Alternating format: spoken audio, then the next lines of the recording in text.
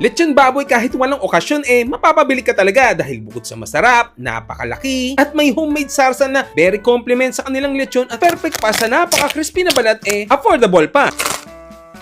Balit 30 kg in cook weight na yan. Dalawa na kami ng tatay ko nagbuhat sa sobrang bigat Isa sa kauna-unahang lechonan sa Cavite na since 2005 pa. Lechon ng mga artista at ng mga hotel sa Manila. Halina tikman natin ang Jabas Lechon Baboy at Baka na located sa Aguinaldo Highway, corner Bayanihan Homes, Anabutu D, Imus, Cavite. So paano? Tikman na natin.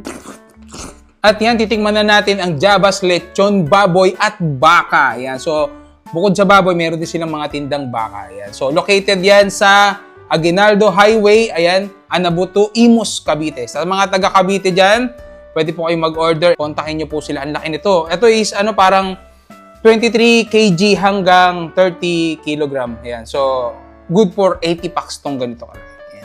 Siyempre, bago tayo mag-start, pray muna tayo.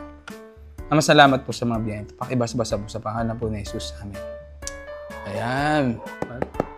Lutong. Grabe. Dito na natin. In 1, 2, 3, go.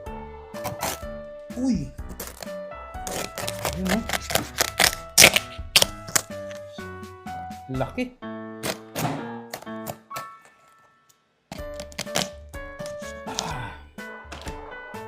Ayan grabe. Shit.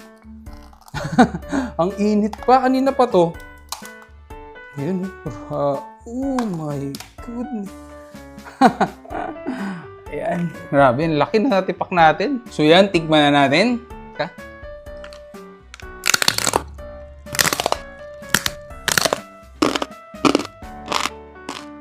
Sobrang lutong.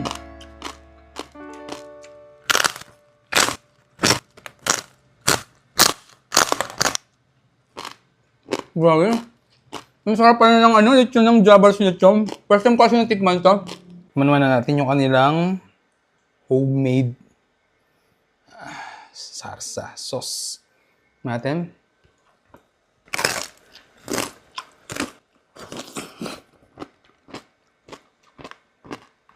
Ang sarap ng sarsa.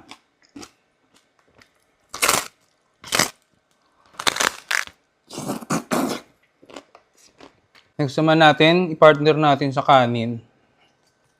Kanyang. Ayun o. Grabe. Susa natin.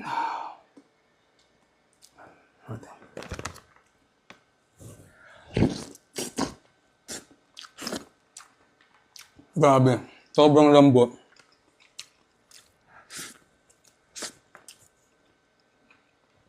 Ang sarap sa kanin. Kuha pa tayo dito. Kanina pa din niliver to pero sobrang crispy pa rin. Wow. So, laman. Ayan. Woo! Sausaw natin sa kanilang homemade pepper.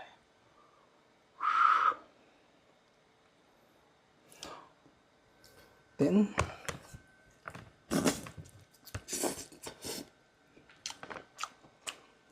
solid talaga. Perfect combination yung tawag dito, pebre nila at saka yung laman. Tapos yung laman nila, hindi masyadong maalat. Sakto lang. Diba?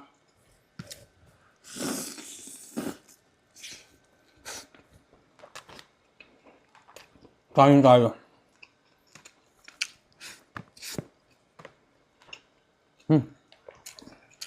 Balat tayo ulit. Wow.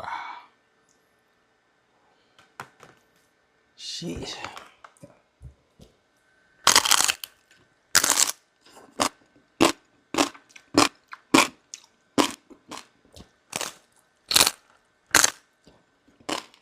Sarap. Mga gustong tumikim nito, Jabas Lechon. Meron silang baka. Jabas, baka naman. Baka naman.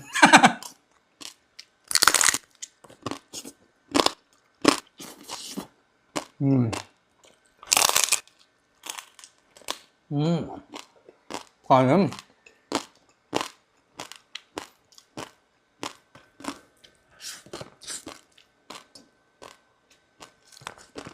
Kaya pala lechon ng mga ano to artista kasi ang sarap nung lasa niya.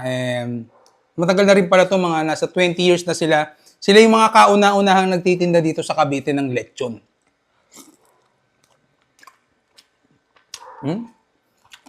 Yung sarsa niya hindi masyadong overpower.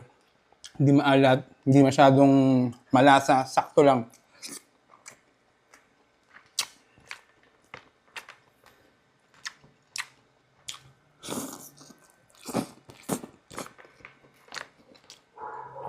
Itong kaderong kanin.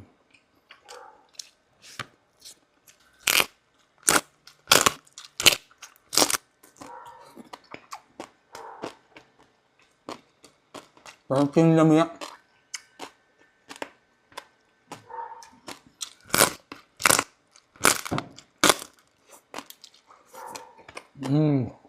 Last na hiklat sa laman. Ito, lambot niya, oh.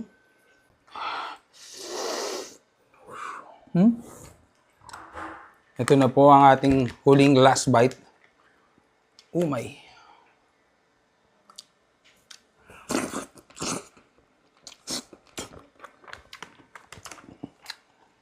So paano? I-enjoy na namin itong lechon ng Java lechon. Alam,